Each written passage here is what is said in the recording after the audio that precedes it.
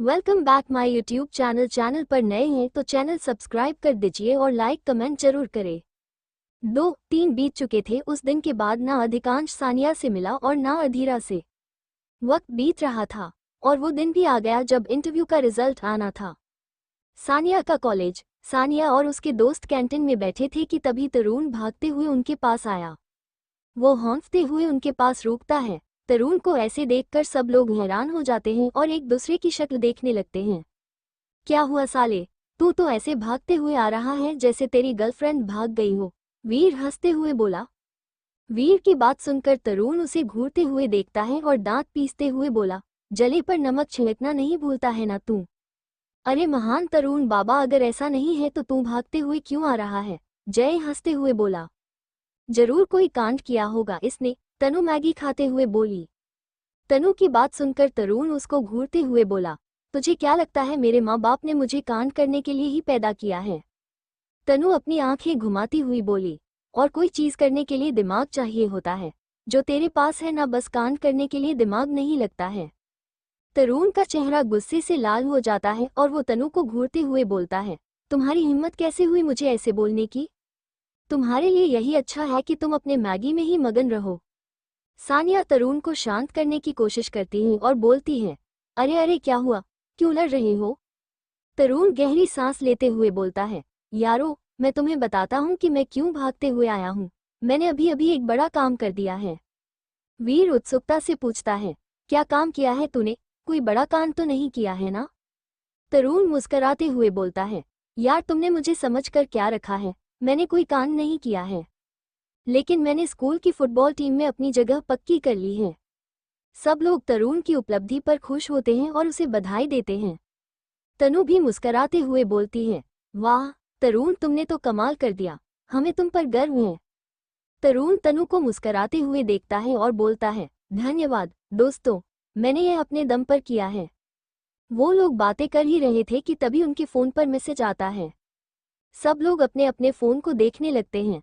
जैसे जैसे वो मैसेज पढ़ रहे थे, उनकी आंखें हैरानी और खुशी से बड़ी हो रही थी। सब लोग एक साथ चिल्लाते हुए उठ जाते हैं सिवाय सानिया के, वो तो वैसे ही हैरानी से अभी भी फोन को देख रही थी। उसकी आंखें फैली हुई थीं और उसका मुंह खुला हुआ था। वो मैसेज को बार बार पढ़ रही थी, जैसे कि वो विश्वास नहीं कर पा रही थी कि यह सच है। उसके दोस्त उसके पास आए और उसे गले लगाया, सानिया ये तो अविश्वसनीय है, हमें यह मौका मिला है। लेकिन सानिया अभी भी हैरानी से फोन को देख रही थी, जैसे कि वो इस खुशी को संभाल नहीं पा रही थी। क्या हुआ सानिया, तुम ऐसे फोन को क्यों देख रही हो, तनु उसको देखते हुए बोली। तनु मुझे जॉब मिल गई है। सानिया खुश होते हुए उसके गले लग जाती है। हाँ तो जॉब तो हमें भी मिल गई है, तरुण मुंह बनाते हुए बोला। सानिया मुस्कराते हुए तरुण को देखती है और कहती है, अच्छा तो तुम्हें भी जॉब मिल गई है, ये तो बहुत अच्छी खबर है।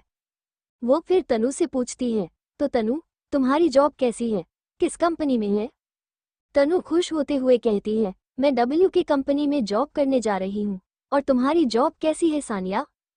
सानिया का चेहरा थोड़ा बदल जाता है और वह कहती है, मैं भी अधिकांश की कंपनी में ही जॉब करने जा रही हूँ। तरुण को सानिया की बात सुनकर थोड़ा अजीब लगता है और वो सोचता है कि सानिया क्या छिपा रही है। वो सानिया को अजीब तरीके से देख रहा था। उसको ऐसे देखते हुए जय ने देखा। जय उसके पास कान में बोला, ऐसे क्यों देख रहा है इसको, तुझे कुछ अजीब नहीं लगता है क्या जय, मतलब ये जैसी दिखती है मुझे वैसी लगती नहीं है, क्या ये सच में ऐसी है। मतलब तरुण तू सानिया को कब से जानता है यार, जय उसको घूरते हुए बोला। हाँ वो तो है पर फिर भी मुझे इसमें कुछ अलग लगता है, तरुण मुंह बनाते हुए बोला। अरे छोड़ इन बातों को, जय उसके कंधे को पकड़ते हुए बोला। इधर अधीरा अपनी बाइक चला रही थी, वहीं उसी के पीछे एक लड़का बैठा था। उसकी उम्र भी अधीरा जितनी होगी, उसने पीछे बाइक को पकड़ा हुआ था। वो लड़का दुबला पतला था जो अधीरा की बाइक के पीछे बैठा था। वो आकर्षक था लेकिन उसका शरीर बहुत कमजोर था। वो इतना दुबला पतला था कि लगता था कि एक हवा के झोंके से वो उड़ जाएगा। उसका रंग गोरा था और उसके बाल थोड़े बिखरे हुए थे। उसकी आंखें बड़ी और गहरी थीं और उसके चेहरे पर एक मुस्कुराहट थी, लेकिन वो थोड़ा डरा हुआ भी लग रहा था क्योंकि अधीरा बहुत तेज बाइक चला रही थी। वो अपने दोनों हाथों को पीछे बाइक से पकड़कर बैठा था, जैसे कि वो अपनी जान बचाने की कोशिश कर रहा था। उसके हाथ थोड़े कांप रहे थे और उसकी आंखें थोड़ी फैली हुई थीं, जैसे कि वो बहुत डरा हुआ था। फिर भी वो आकर्षक और स्मार्ट लग रहा था और उसकी मुस्कुराहट उसके चेहरे पर एक अजीब सी चमक ला रही थी। उसकी आंखें अधीरा की तरफ देख रही थीं। वो मुस्कुरा रहा था और उसके चेहरे पर एक अजीब सी खुशी थी। अधीरा ने अपनी बाइक को तेज कर दिया और वो लड़का भी उसके साथ तेजी से चलने लगा। वो अधीरा के कान में कुछ फुसफुसा रहा था और अधीरा हंस रही थी। तभी अधीरा ने अपनी बाइक को रोक दिया और उस लड़के ने भी अपने हाथ छोड़ दिए। अधीरा ने अपनी बाइक को खड़ा किया और उस लड़के की तरफ देखा। क्या हुआ? अधीरा ने पूछा। कुछ नहीं, बस तुम्हारी बाइक चलाने की स्टाइल देख रहा था, उस लड़के ने मुस्कुराते हुए कहा। अधीरा ने हंसते हुए कहा, तुम्हारी बातें हमेशा अजीब होती हैं। उस लड़के ने फिर से मुस्कुराया और कहा, तुम्हें पता है मैं तुम्हारे पीछे क्यों आया था? अधीरा ने जिज्ञासा से पूछा। क्यों? उस लड़के ने कहा, क्योंकि मैं तुम्हें कुछ बताना चाहता था। फिर वो मन में सोचते हुए बोला, पता नहीं वो लोग कहाँ रह गए। वो इधर उधर देखते हुए बोला। तभी अधीरा बाइक को रोक देती है और वो लड़का जिसका नाम रोहन था वो भी बाइक से उतर जाता है और अधीरा को देखने लगता है। अधीरा बाइक खड़ी करके बोली, हाँ बोलो। रोहन अधीरा का कॉलेज अच्छा फ्रेंड है। वो अधीरा को मन ही मन पसंद भी करता था। अधीरा फिर से बोली, अब कुछ बोलोगे या ऐसे ही खड़े रहोगे? अधीरा की बात सुनकर वो डरते हुए कुछ बोलने वाला था कि तभी वहां पर कुछ गुंडे आ जाते हैं। आगे जानने के लिए पढ़ते रहिए इश्क की एक दास्तां। महीने का आखिरी हफ्ता चल रहा है। दोस्तों प्लीज कुछ इंस्टिंक्ट दे दीजिए प्लीज। अधीरा और रोहन वहां पर बात कर रहे थे कि तभी वहां पर कुछ गुंडे आ जाते हैं जो अधीरा के साथ बदतमीजी करने लगते हैं। रोहन मन में बोलता है, यही सही मौका है, चल रोहन दिखा दे अधीरा को कि तू उसकी रक्षा कर सकता है। रोहन उन गुंडों से कुछ बोलने वाला था कि तभी अधीरा उसको हाथ दिखाकर रोक देती है। अधीरा बोली, तुम लोग चुपचाप यहाँ से जाते हो कि कुछ खाकर जाना है? वो गुंडे अधीरा की बात सुनकर हंसने लगते हैं। वो हंसते हुए बोले, अच्छा अब तुम हमें बताओगी कि हमें क्या करना है? रोहन अधीरा के सामने आते हुए बोला, तुम लोग अधीरा से दूर रहो वरना तुम्हारे लिए अच्छा नहीं होगा। रोहन की बात सुनकर वो लोग और जोर से हंसने लगते हैं। एक आदमी हंसते हुए बोला, भाई सुन रहे हो, ये चूसा हुआ आम हमें धमकी दे रहा है। वो लोग रोहन को पकड़ लेते हैं और अधीरा के पास जाते हैं। जैसे ही वो अधीरा के कंधे को पकड़ने वाले थे वैसे ही उनका हाथ हवा में रुक जाता है। इधर अधिकांश अपने ऑफिस में बैठा काम कर रहा था कि तभी वहां पर वक्त आता है। वक्त अधिकांश से बोला, किंग आपके कहने पर मिस सानिया और उसके दोस्तों को जॉब अपॉइंटमेंट लेटर भेज दिया है। ठीक है, अब जा सकते हो। अधिकांश कुछ काम कर रहा था इसलिए उसने बिना देखे बोलता है। अधिकांश की बात सुनकर वक्त वहां से जाने लगता है कि तभी अधिकांश फिर से बोला, रुको। अधिकांश की बात सुनकर वक्त रुक जाता है। कल रात जिन लड़कों ने सानिया को परेशान किया था वो मुझे हिल मेंशन में चाहिए, वो भी 2 घंटे में। अभी भी अधिकांश काम करते हुए बोलता। Okay king. अधिकांश की बात सुनकर वक्त बोलता है और बड़बड़ाते हुए ऑफिस से बाहर निकलते हुए बोला, 2 घंटे में चाहिए। अरे को मैगी है क्या जो 2 मिनट बन जाए? मैगी भी 2 मिनट में अब नहीं बनती है। अब कहाँ से पता करूं कि वो लड़के कहाँ हैं? यार मैं भेड़िया हूँ, कुछ तो इज्जत रखो। मैं कोई चमगादड़ नहीं हूँ। पंख फैलाया और उड़ गया आसमान में। वक्त फिर चुप होते हुए फिर बोला, वक्त तू पागल हो गए हो क्या? अपने दुश्मन की तारीफ कर रहे हो? गलती से अगर किंग ने सुन लिया तो फिर वक्त बेटा तेरा वक्त कैसा होगा तू ये नहीं जानता है। किंग को अभी भी 100 साल पहले का सब कुछ याद है। वक्त खुद में बड़बड़ा रहा था कि तभी उसकी टक्कर किसी औरत से हो जाती है। वक्त सर उठाकर सामने देखता है तो एक 50-55 साल की औरत, हरी रंग की साड़ी, काले बाल, चेहरे पर बुढ़ापे की कोई झुर्री नहीं दिख रही थी क्योंकि उन्होंने खुद को बहुत अच्छे से मेंटेन किया था, जिस कारण वो 55 की होकर भी 30 से ज्यादा नहीं लग रही थी। वो औरत वक्त को देखते हुए बोली, दिमाग ठीक जगह पर है कि नहीं या फिर छुट्टी चाहिए तुमको हमेशा के लिए? काम में मन नहीं लग रहा है ना तुम्हारा? अगर आंखें ठीक नहीं है तो बताओ, तुम्हारे वक्त के साथ आंखें भी बदलाव दूंगी। वो औरत गुस्से में वक्त को सुनाते हुए बोले जा रही थी। उसकी आवाज सुनकर ऑफिस में काम कर रहे और लोग उन दोनों को देखने लगते हैं।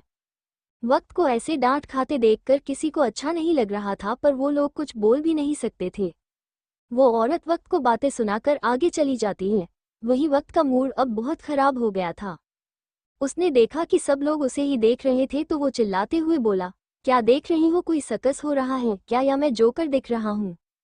वक्त की बात सुनकर सब लोग जल्द से अपने काम पर लग जाते हैं। वहीं उस औरत ने वक्त को चिल्लाते हुए सुना तो उसके चेहरे पर एक मुस्कान आ गई। इधर अधिकांश अपने काम में इतना बिजी हो गया था कि उसको पता ही नहीं चला कि कोई उसके केबिन में उसके सामने बैठा था। अधिकांश सामने देखता है तो उसकी आंखें हैरानी से फैल जाती हैं। वो जल्दी से बोला, माँ, आप यहाँ। सामने सुधा जी बैठी अधिकांश को देख रही थी। हाँ, तो क्या मैं नहीं आ सकती हूँ?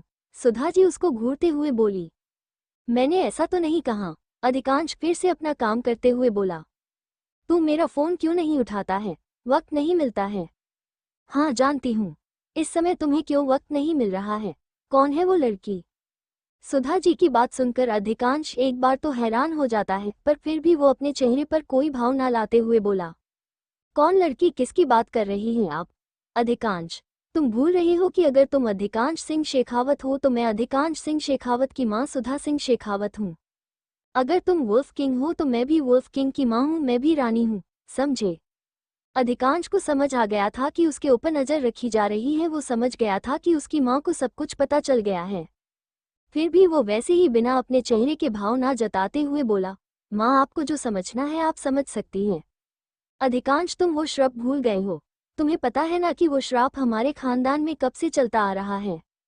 उसकी वजह से ही तुम और सुधा इतना बोल पाई थी कि अधिकांश उनको घूरते हुए बोला, माँ, आप मुझसे मिलने आई हैं या उस श्राप के बारे में याद दिलाने आई हैं? जो सच है वो बता रही हूँ। उस श्राप को खत्म करने के लिए ही तुम्हारे पिता ने उस लड़की से तुम्हारी शादी कराई थी। पर सुधा जी इतना ही बोल पाए कि अधिकांश उनको रोकते हुए बोला, माँ, आप क्या चाहती है कि मैं ऑफिस छोड़कर चला जाऊं? प्लीज चुप हो जाए। आप लोगों के लिए मैंने शादी कर ली, अपनी जिंदगी की बलि दे दी, पर मुझे क्या मिला? वो श्राप। अधिकांश गुस्से में बोलता है और फिर वो वहां से चला जाता है। वहीं सुधा जी उसको जाते हुए देखकर मन में बोली, अधिकांश, तुम जितना भाग लो पर ना वो श्राप तुम्हारा पीछा छोड़ेगा और ना ही वो जिसके बारे में मैं तुमको बताने आई थी कि वो फिर से आ गई है। इधर अधीरा उन लड़कों से घिरी हुई थी और घूरते हुए उन लोगों को देख रही थी। वहीं रोहन डरते हुए कभी अधीरा और कभी उन लड़कों को देख रहा था। रोहन को डरते हुए देखकर उनमें से एक लड़का रोहन से बोला, डर क्यों रहा है मजनू? परेशान मत हो, बस थोड़ा माजा लेकर छोड़ देंगे तेरी बुलबुल को। उस लड़के की बात सुनकर रोहन डरते हुए बोला, भाई प्लीज चले जाओ। क्यों परेशान कर रहे हो? भगवान सलामत रखना। रोहन की बात सुनकर वो लड़के हंसने लगते हैं। उनमें से एक लड़का हंसते हुए अधीरा से बोला, देख रही हो बुलबुल, तेरा मजनू तेरी सलामती के लिए भगवान से प्रार्थना कर रहा है। ये बोलकर वो लड़के हंसने लगते हैं। उन लड़कों की बात सुनकर अधीरा के चेहरे पर मुस्कान आ जाती है। वो उन लड़कों को घूरते हुए बोली, वो मेरी सलामती के लिए नहीं, तुम लोगों की सलामती के लिए भगवान से प्रार्थना कर रहा है। अधीरा की बात सुनकर सब लड़के एक बार रोहन को देखते हैं तो रोहन मायूस सा हाँ में सर हिला देता है। वो लोग रोहन का रिलैक्स देखकर अधीरा को देखते हैं और उनमें एक लड़का दांत पीसते हुए बोला, वो तो वक्त बताएगा। देख क्या रहे हो, चल इस लड़की की अकड़ तोड़ते हैं। इतना बोलकर वो लोग अधीरा को पकड़ लेते हैं। To be continue.